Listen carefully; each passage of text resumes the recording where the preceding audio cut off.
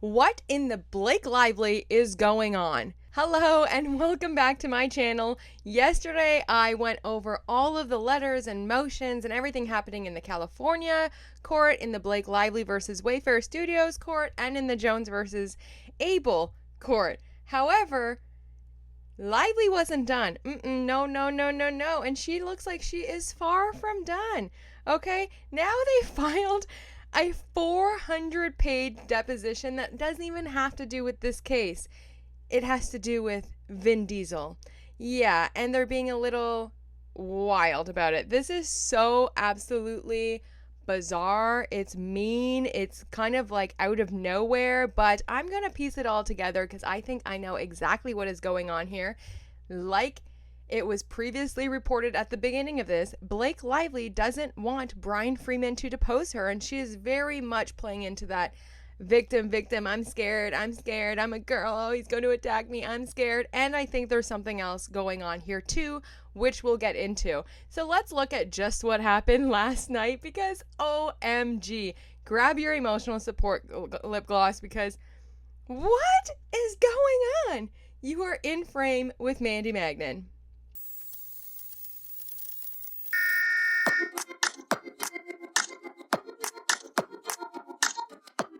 It seems like there is one person going scorched earth here, and it is Miss Snake Lively, okay? Because what? Okay, we're gonna get into it, but this is just delulu, bonkers, bananas, out of nowhere, just absolutely so unprofessional, uncalled for, really petty. I mean, all of the words that you can think of, and I think she's doing this for two reasons. I think she's really trying to undermine Brian Freeman, of course, but also I think this is part of a much bigger plan.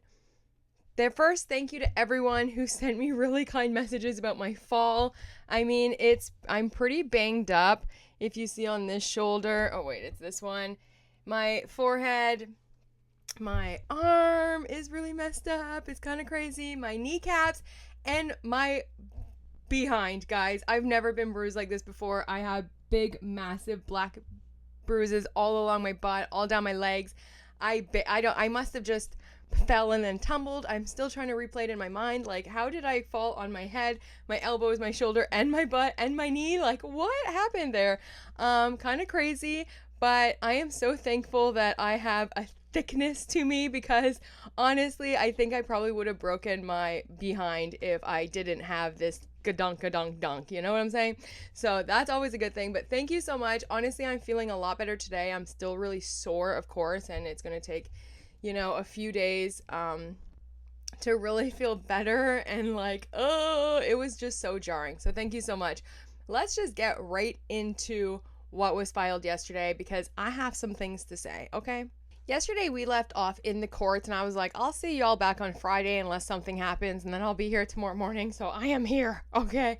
Because we left off yesterday with the judge granting the order. So he granted the order for time extension for the tag employees, Miss Case and Kozlow. So they are able to, get discovery going whenever Blake Lively's team is ready to get it from them.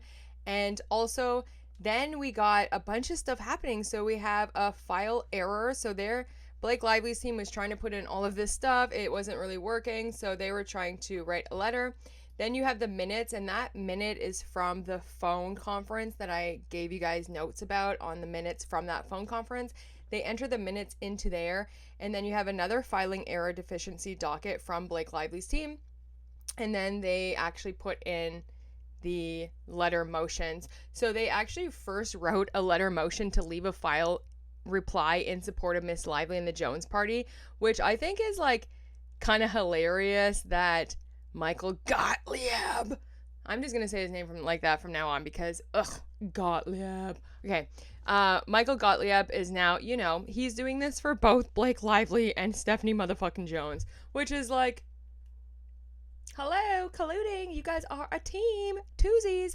But anyway, so he filed a letter asking, hey, can we file a letter no more than 2 pages to the court to reply to the Wayfarer's letter about the scheduling stuff, right?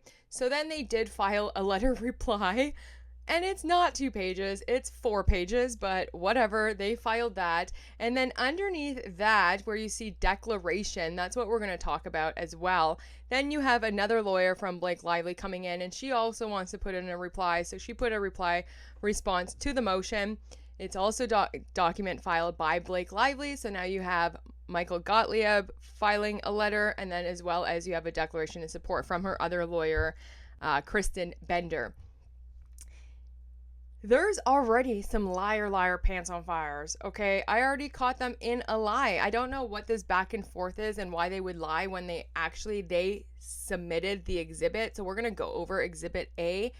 And it's just a little bit wild to me, like right now, this tit for tat, this like back and forth of like, you're a liar, no, you're lying, no, you're lying. It's like, Blake Lively, just sit in that dang seat for deposition, okay? And then we'll see who really is lying at the end of the day. And then the judge kind of came back with an order about all of this, like extension of time and blah, blah, blah, blah, blah. And I don't even think he went over whatever Blake Lively was trying to do here, but we're going to get into it, okay? Because it is, like I said at the beginning, bananas, cuckoo, off the rails. Never go full Blake. This is, wow. This is the letter from Michael Gottlieb. Okay, let's just read this real quick. He was like, please, can we submit a 2-page letter? And then submitted a 4-page letter without even the judge like saying yes or no. So, you know, they just play by their own rules, it seems. It seems like there's so many strict rules for the Wayfair people of what they can submit, things that are getting stricken, asking for sanctions, all of this stuff. And then it's not the same when it comes to Lively. I guess her and her people are able to do whatever they want and lie as much as possible, and everything's Gucci, right? So, dear Judge Lyman, Plaintiff Blake Lively respectfully submits this reply in further support of the joint motion to amend the case management plan and scheduling order. As an initial matter, the Wayfair parties have agreed to extend the deadline for the completion of depositions from August 14th to September 30th, which would have obviated the need for the bulk of the motion and opposition had the Wayfair parties simply conferred in good faith on the matter. Notwithstanding, so they're like saying like, well, if they already agreed to it, why are they writing this letter to the court and like snitching us out? Remember that letter from Kevin Fritz saying that like he was pretty much snitching on everyone. Do you know what I'm saying? Notwithstanding this agreement, the Wayfair parties have filed an opposition in order to assert baseless, false, and irrelevant accusations about Miss Lively, such as that Miss Lively has failed to diligently engage in discovery and seeks to unnecessarily delay her July 17th deposition. This false claim just so happens to parrot the sanctionable narrative spun by the Wayfair's lead counsel, Brian Freeman, for months. Namely, that Miss Lively is hiding the truth and afraid of being deposed. Then why do y'all move her deposition from June to July? And now saying because you didn't get the film footage, you want to move it again because she needs to see all of the film footage first. But she was there. It happened to her. It should be replaying in her mind every single freaking day. So what? Okay. Anyway, to be clear, all of this is categorically false. Not only has Miss Lively repeatedly stated that she intends to move forward with her deposition on July 17th, it is actually the Wayfair parties who just hours after submitting their opposition yesterday sought to take the deposition off the calendar. So we're going to remember this because when we look at the exhibits of the email chain, we'll just see what was going on here. So let's just say it was actually the Wayfarer parties who just hours after submitting the opposition yesterday sought to take the deposition off the calendar. Okay, let's remember that.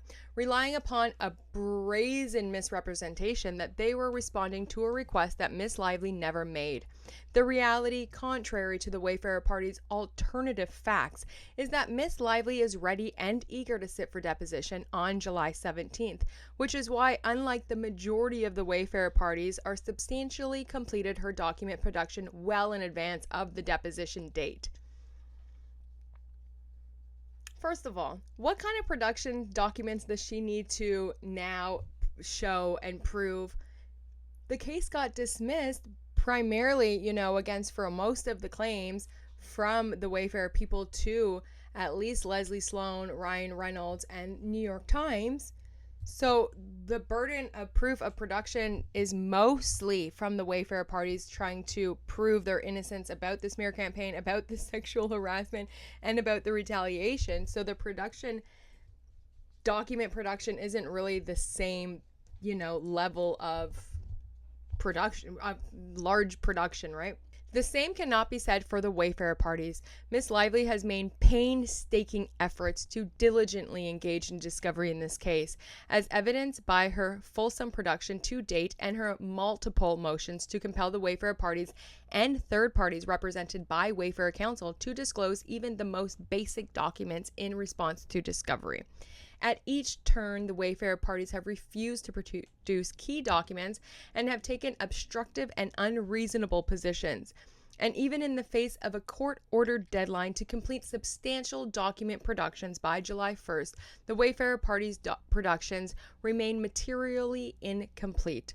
To date, the Wayfair parties have failed to even produce all communications contained within their first amended complaint and Exhibit A. For his part, Mr. Saritz has produced only 2 documents, a production that is undisputably deficient given that he is Wayfair's co-founder, co-chairman, and leading financier, not just on the studio and film, but of this litigation as well. They are so mad that they didn't know Steve Saritz was a billionaire. They are so mad. They thought they were going to file that story in the New York Times, give that false, fake story in the New York Times, and Wayfair would not be able to defend themselves because they don't have the money like Ryan Reynolds and Miss Snake Lively. However, then the hero comes in, Mr. Steve Saritz, and he was like, no, not my boys. That's not happening, right? And also she threw Steve Saritz under the bus as well, saying that he only showed up to set because Blake Lively was going to have her legs open. Yeah, everyone just wanted to get so close to Blake's coochie, all of the people on set, that Steve Saritz himself only showed up to set that day because she was going to have her legs open and naked, even though she was completely covered and protected. And that's been proven.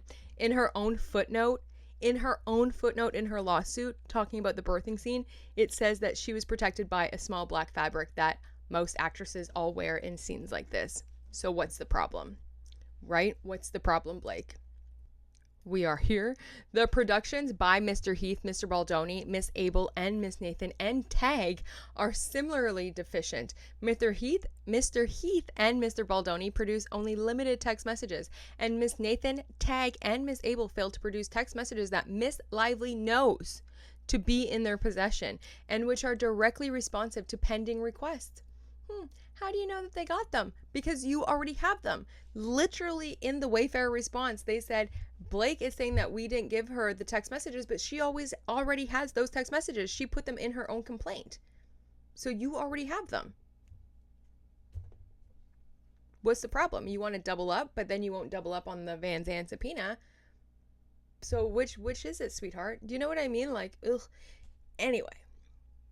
Let's continue because we have some things to get into. This is including, for example, communications about Mr. Wallace and being able to bury anyone. While Miss Lively intends to meet and confer with the Wayfair parties about these deficiencies before seeking formal judicial intervention. Why are you lying? Okay? Miss Lively has recently learned that the 150 hours of film footage produced by the Wayfair parties is materially defective. The video files were produced without embedded audio, meaning that while film footage can be reviewed, it can only be reviewed without audio, thereby rendering the production of that footage incomplete and unusable for any substantive purpose. Notwithstanding these clear deficiencies, Miss Lively has arranged her calendar as well as the calendars of her counsel in order for her to sit for deposition on July 17th. Y'all need to know that when you get film footage, there's audio recordings and film recording, and you need to get a sound engineer or an editor to put those together and sync them together. They never come together, okay? The film footage that you always get from film, if maybe you're recording sound on your camera, which usually isn't, it's never going to have audio. You have your audio files and you have your film files, and they both need to be synced together. So maybe she didn't ask for the audio files. If she's only asking for the film footage, she should have known to ask for all audios, all film, all B-roll. Like there's different. And then if you're doing a 2-camera setup, a 3-camera setup, you need the main camera, the B camera, the C camera. You know what I mean? Like there's so many moving pieces. And then if you have a behind the scenes person and a B-roll person and an on, people that are going to different sites to get location shots, that's all different camera setups with different audio setups. You have so many. So the audio will never be linked to the video footage. And she should know that, especially since she was in the editing room. And this can't be the first time she was in an editing room, right? Since she's such a big, huge producer and writer and movie maker. Okay. Rather than address these glaring discovery shortcomings, the Wayfarer parties instead try to pass blame to Miss Lively for somehow failing to exercise diligence in conducting discovery and scheduling depositions. But this argument is belied by the factual record, including the many motions to compel filed by Miss Lively, which has been prerequisites for Miss Lively to be able to determine which of the voluminous third parties in this case should sit for depositions. In any event, the fact discovery remains open, and Miss Lively has actively worked to obtain key discovery and coordinate depositions, efforts which have been largely impeded by the Wayfarer parties. Indeed, the only reason for formal notices have not been served is because the Wayfarer parties have failed to produce key documents and offered only minimal availability, while mandating a particular sequencing of witnesses. That is not a failure of diligence. It is a measured, appropriate effort to coordinate depositions fairly and efficiently. However, given the Wayfarer party's continued discovery woes, the case plan must be amended to extend the time for depositions and to order the completion of party document productions by July 25th. The Wayfarer party's attempt to cast this request as delay mischaracterizes the request. Miss Lively seeks to require all parties to complete document production by July 25th to ensure all parties can appropriately prepare for and timely complete depositions, not to extend any existing deadline. Please, we all know that all you want to do is keep pushing it back and extending until you find some smoking gun that you've been looking for, because so far you have nothing.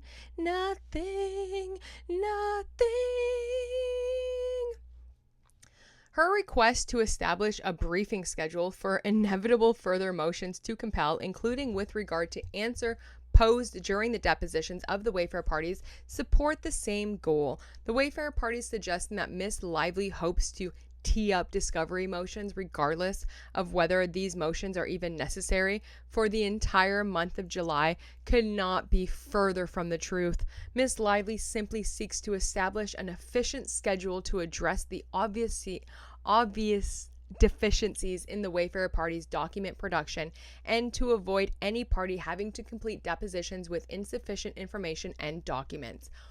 You do not need any more documents for your own deposition to prove sexual harassment. You just need to tell them the truth and tell them what happened. Why do you need to see the footage? Especially footage that you already edited, that you already took over, that you already watched the dailies on. If this happened to you, and I'm telling you, I sat after sexual harassment at work, in a mediation, in arbitration. I had to talk to union reps, lawyers, HR, everybody. Okay? Why do you need to see the footage? I never saw the CCTV footage of what happened to me. I didn't need to see it. Okay? And I think most women would agree that when you are, Blake Lively saying, repeatedly sexually harassed, you mark that, you clock it.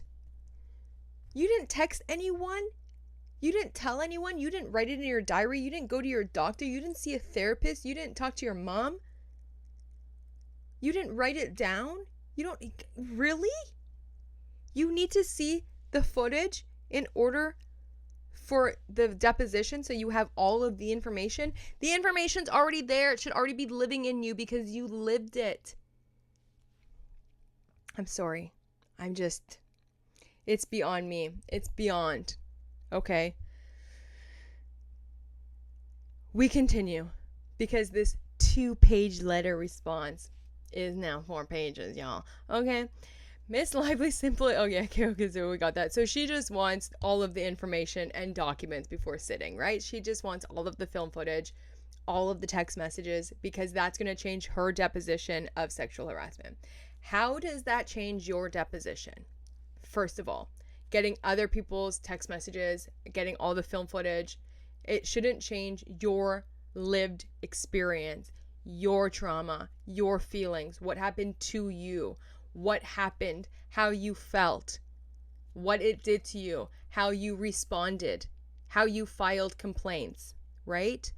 Ms. Lively is looking forward to proceeding with the depositions of the Wayfair parties, but should not be forced to complete depositions without the benefit of a substantial complete record. Given the Wayfair parties' agreement that the time for deposition should be extended from August 14th to September 30th, Ms. Lively respectfully submits that the court should modify the deadlines by which all parties must complete their document productions, as well as establish a schedule for briefing the sufficiency of those productions. Such deadlines will be to the benefit of all parties who will complete productions in advance of key depositions and can avoid the burden of multiple competing motions to compel before the court.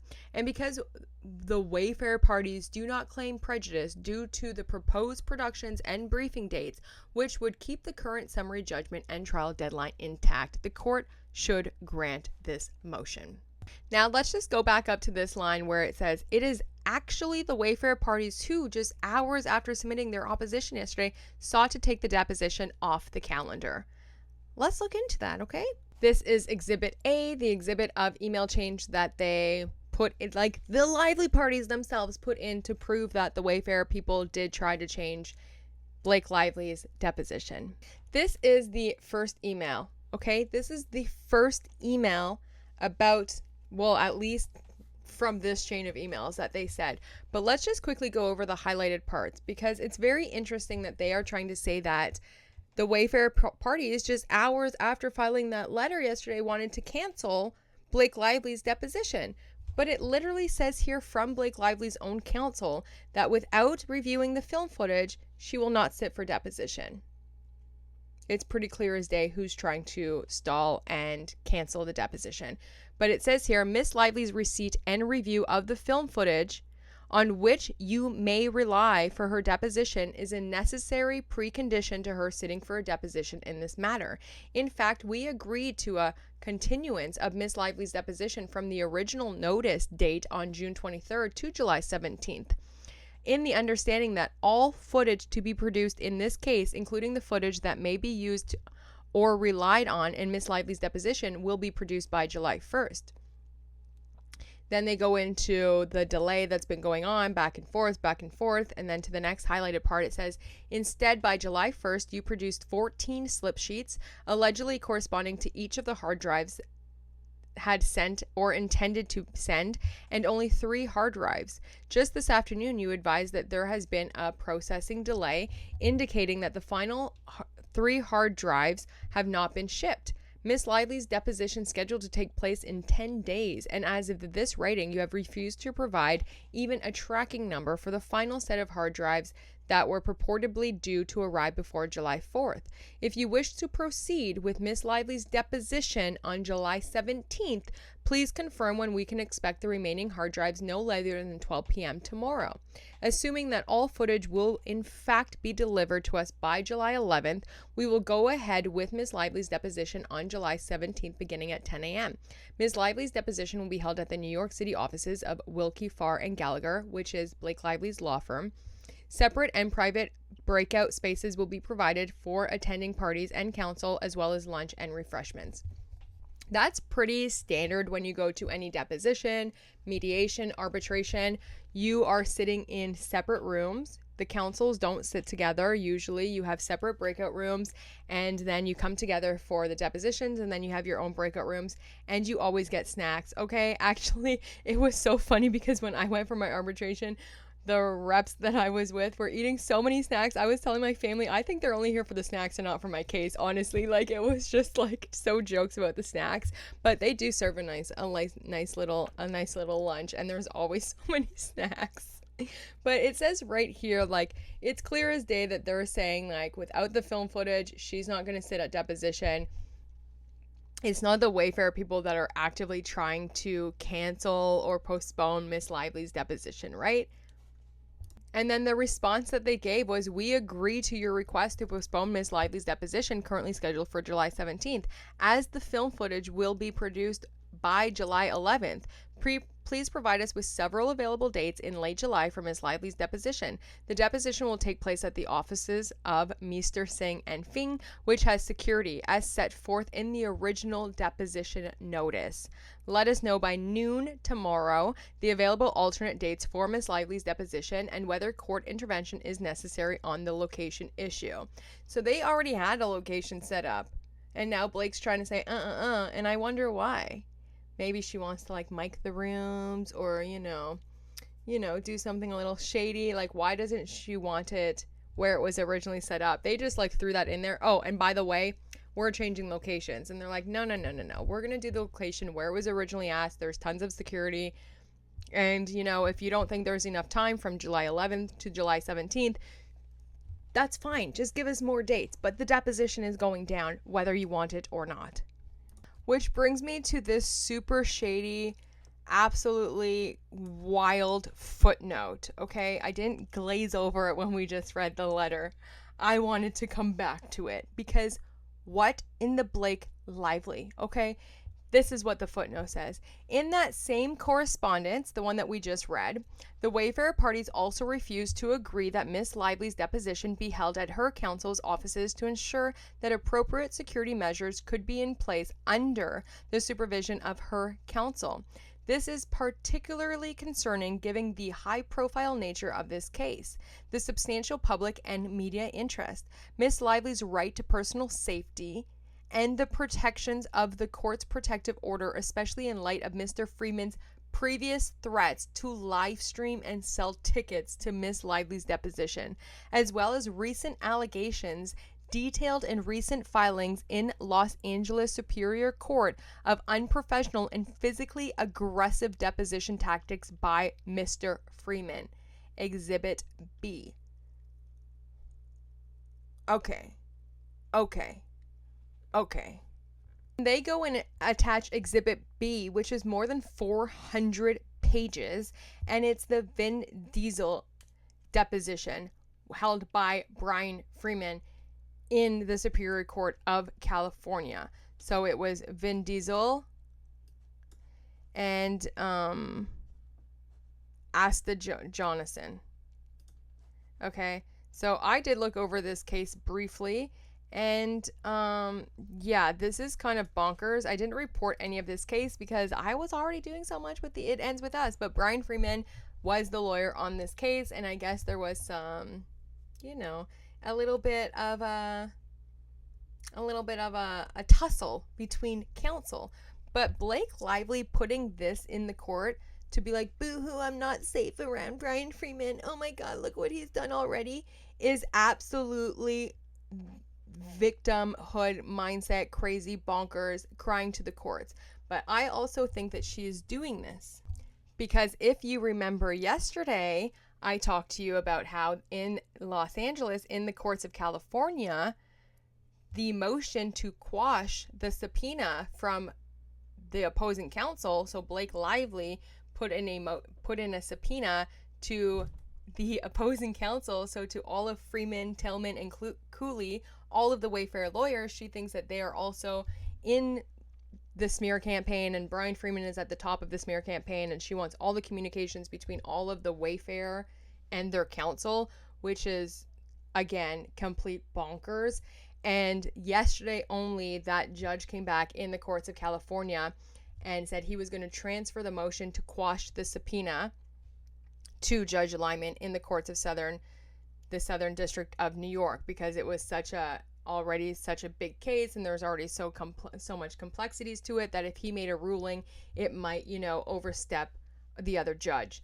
So I think what she is doing here is trying to already plant seeds in Judge Lyman's mind that Brian Freeman is a bad, bad, bad, bad man. And he's such a bad guy that, of course, he's in charge of the smear campaign, so that when the lawyers put in the same motion to quash the subpoena filed by Blake Lively for all the communications with their clients, Blake Lively's team can come back and say, well, no, he's a bad, bad guy. Remember, he's such a bad guy. He must be in charge of the smear campaign. But Judge Lyman, I want you to keep the same energy you had for Justin Baldoni, Brian Freeman, and the Wayfair parties when they submitted a letter affidavit about Taylor Swift and Venable.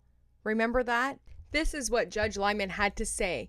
And he did file to strike the letter that Brian Freeman, he put in a sworn affidavit saying the only reason that we are subpoenaing Venable, Taylor Swift's law firm, is because under information and belief, we know that her lawyer, Michael Gottlieb, allegedly was blackmailing her, was talking to her counsel. Blake Lively is trying to get her to delete text messages, and this is on information and belief, and we can show you if you want.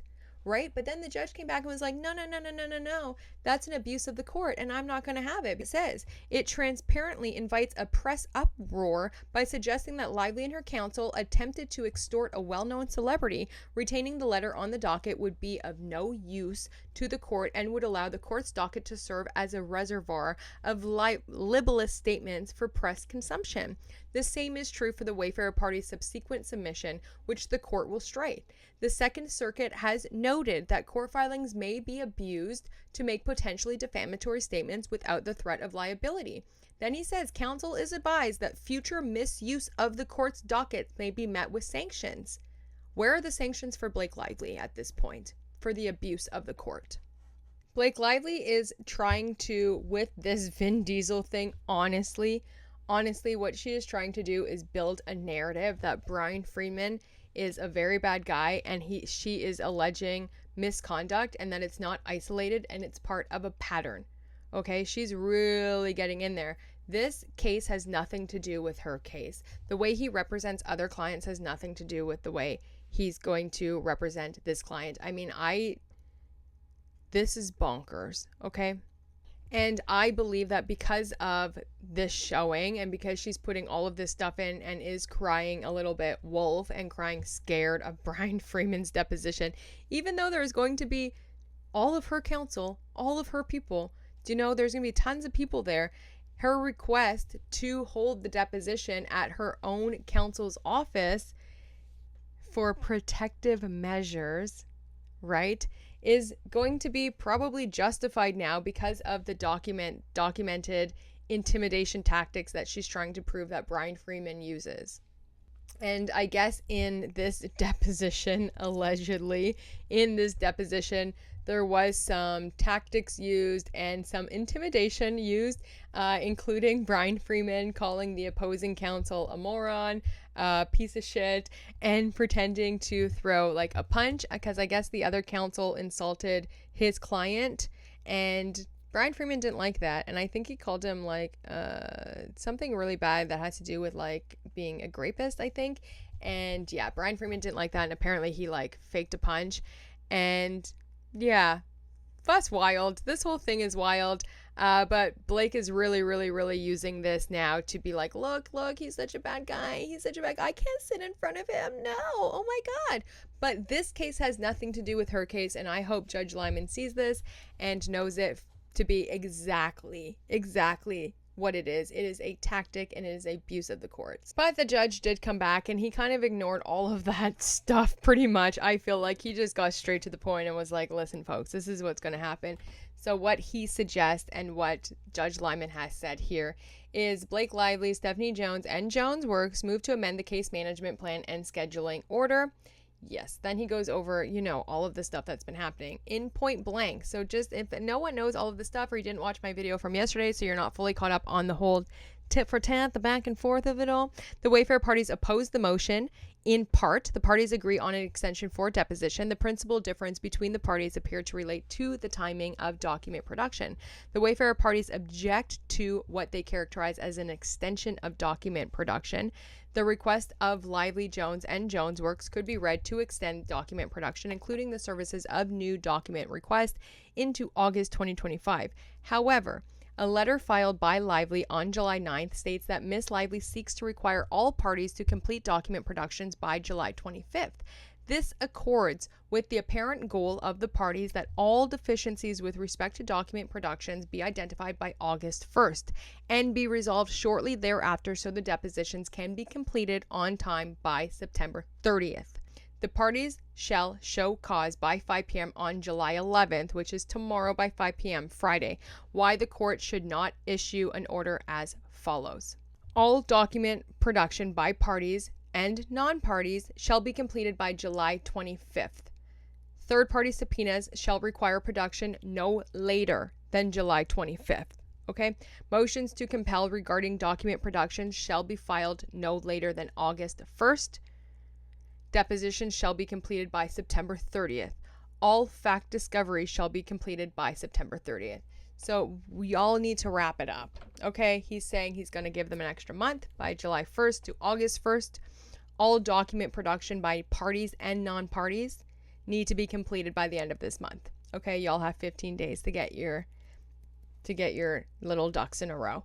And then the motions to compel regarding document productions shall be filed no later than August 1st. Fantastic. Let's do it. Depositions by September 30th. Okay, people? So, Blake, you can have all the time in the world. You can come in on September 30th at 10 a.m. if you want to, which is probably going to be the case if she even makes it that far. And with the entire Vin Diesel thing, they are going to court in August of 2025. So they're actually... Brian Freeman's a busy boy. He doesn't have time to play around. He doesn't have time to run a freaking smear campaign against Blake Lively, okay? He's busy. This is so bonkers. But the status of the case from the Vin Diesel, this happened in a lawsuit that was filed in December of 2023 by Astra Johnson, who alleges that Vin Diesel sexually assaulted her in 2010, so 13 years later, and then wrongfully terminated her after.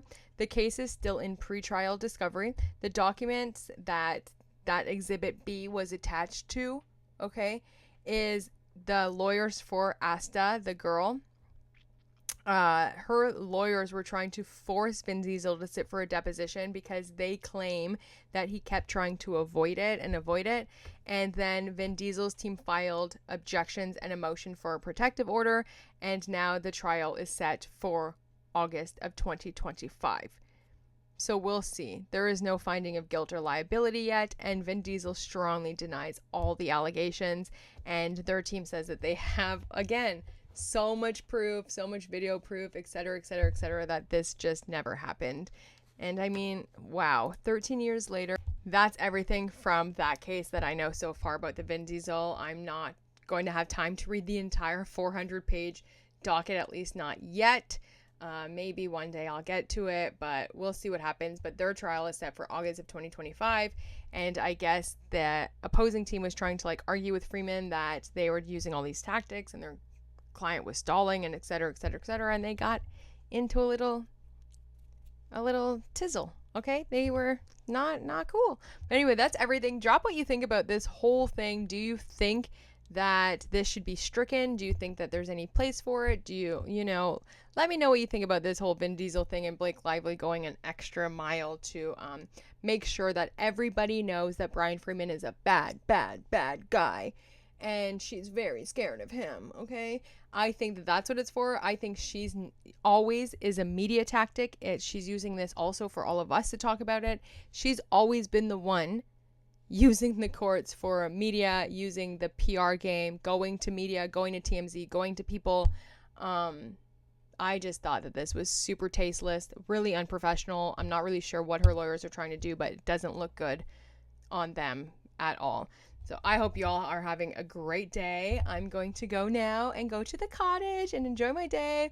My second last day in my little hometown. I'm so excited. I'm going to spend the day on the lake. at the cottage, bruising everything.